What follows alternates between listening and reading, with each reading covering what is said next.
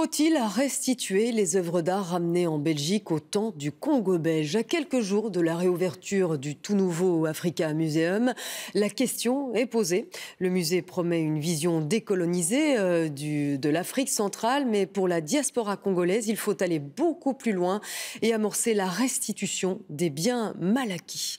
Le dossier de Marianne Claric. Voici Nkizine Kondi, une statue de bois mais surtout un objet sacré qui protégeait les communautés du Bas-Congo. À la fin du 19e siècle, à Boma, un agent commercial belge, Alexandre Delcommune, s'en empare. Il est en conflit avec le roi de la région. Immédiatement, les chefs locaux lui demandent de leur restituer la statue. Delcommune refuse.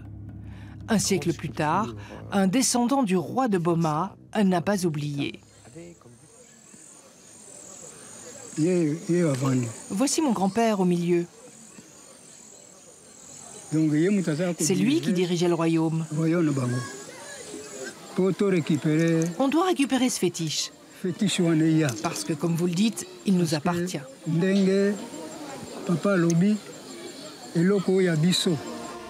Comme des milliers d'autres, la statue se trouve aujourd'hui au musée de l'Afrique. Faut-il la rendre? La diaspora congolaise demande que tous les biens mal acquis soient restitués.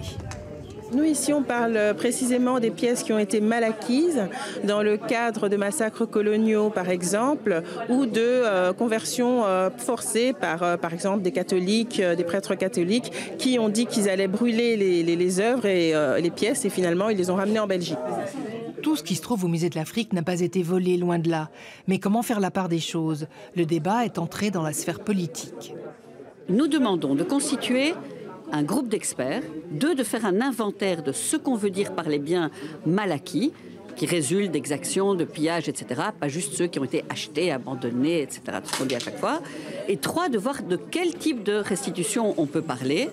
Restitution physique ou simple transfert de propriété, c'est à voir.